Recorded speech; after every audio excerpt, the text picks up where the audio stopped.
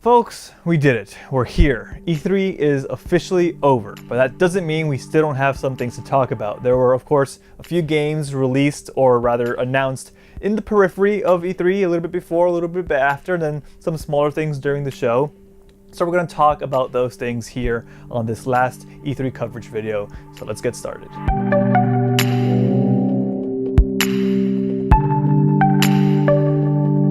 There were a lot of games at E3 2018, and in this segment I'm going to talk about some of the smaller games, some of the things that weren't shown off at the major press conferences. Then we'll talk a little bit about how I feel about the show in general, some of my big takeaways, and then we can say goodbye to E3 for the rest of the year. So let's start off with Generation Zero. Avalanche is working on a lot of stuff. They're working on Rage 2, they're working on Just Cause 4, and they're also working on a new game called Generation Zero. A trailer was put out a couple days before E3, and it turns out it is an open world co-op shooter. It looks like you'll be able to team up with up to 3 other players to roam this world and take down some giant weird looking robots. There was a behind closed doors demo at E3, and some of the articles I read mentioned how any damage you do to the robots is persistent throughout the entire world. Also how your teammates can just go out through the rest of the world and do their own thing. They're not tied to you as the main player, and they keep all of their own progression. Just from my own observations of the trailer, it gives me some Horizon Zero Dawn vibes and even a little bit of Far Cry thrown in there as well. I enjoy open world shooters, and I'm kind of in the mood for a really good one. Far Cry 5, while I enjoyed mechanically everything surrounding the rest of those mechanics weren't so great, so it'd be nice to play something that it's hopefully really good. I don't know, we don't have a lot of information from that trailer obviously. It's coming sometime in 2019. Now, let's talk about the new Persona dancing games, Persona 3 Dancing Moon Knight and Persona 5 Dancing Star Knight. Or at least those are the Japanese names. These games came out earlier this year in March in Japan. The announcement was that they were officially coming to the West sometime in spring 2019. I'm a little bummed that the names have been changed to Dancing in Moonlight and Dancing in Starlight. Like, of course, those make a lot more sense as a sentence, but it loses a bit of the charm. Atlus did the same thing with the Persona 4 fighting games. Persona 4 Arena and Persona 4 Arena Ultimax are actually known as Persona 4 The Ultimate in the Mayonaka Arena and Persona 4 The Ultimax Ultra Suplex Hold in Japan, and those names are incredible. Either way, I'm excited for these to finally come over. I've been watching people play them, they look like a ton of fun. I enjoyed Persona 4 Dancing All Night a great deal. The Persona music is amazing, and I can't wait to hear some of these new remixes. The big hang up I have is the long wait for the localization, and I have a feeling that's mostly Atlus Japan's fault and not Atlus US.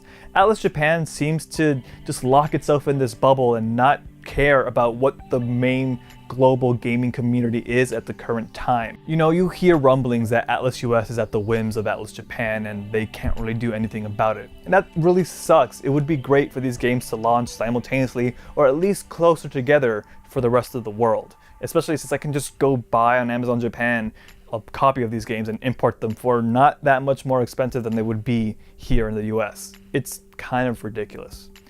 Anyway, I am moving on. We're talking about a different game that got announced at the beginning of E3, and that is a new Hitman game. We know what happened with IO Interactive and Square. Square decided to end that relationship when Hitman didn't sell quite as much as they expected it to. But that's in the past now because IO is coming out with Hitman 2, published by WB, and it's coming out November 13th of this year. Unlike the previous Hitman, this is not episodic. It'll be one entire package, full price, $60, and the main location they're showing off right now is Miami. The Hitman games are another one of those series of games where I really enjoy watching people play them. Seeing other people's goofy antics are just incredibly entertaining. And since I myself live in Miami, I am excited to see what people get up to in my city. Now obviously the Hitman stages weren't these enormous open worlds where they model the whole city exactly perfectly. They were more like large sandboxes, but I still really want to see how Miami is portrayed in this game. Whether I play it or not is a different story because I don't think I'm very good at those games, so I tend to not really want to play them. I just, again, enjoy watching people play those a lot more, but you know, we'll see. Anything is possible. 2018, games are great, for the most part. Next game, moving on to a smaller game, and it's called 1111 Memories Retold. Not a whole lot to say about this right now, but it is a narrative-based game set in World War I. It has a lovely art style. It's very much like an oil painting, and it is being released on November 9th this year. They want to release it as close to the anniversary of Armistice Day as possible. It reminds me a bit of Valiant Hearts, another World War I narrative-based game. That game was incredibly emotional. It's one of the few games I can put on my list of games that made me ugly cry, and we'll see what 1111 Memories Retold does to me as well. Now moving on, next game, let's talk about The Walking Dead, the final season. Honestly, I've grown a little tired of The Walking Dead Telltale games. I really enjoyed the first season, and every season thereafter I enjoyed less and less. Part of that is because I think there are people out there making better narrative-style adventure games than Telltale themselves. But as the title says, this is The Walking Dead's final season, and I will play it because I'm gonna finish that story for myself. It takes place after a time skip. Clementine and AJ are both older. Clementine seems to be a young teen, and AJ is, a toddler. Of course, it is still episodic, and the first episode will be coming out on August 14th this year. I don't normally play those games as each episode comes out. I usually wait till everything is out at once and then play it in one go, over the course of a week, of course. And that's how I'm going to do this one too, so I won't have anything else to say about it for at least another year.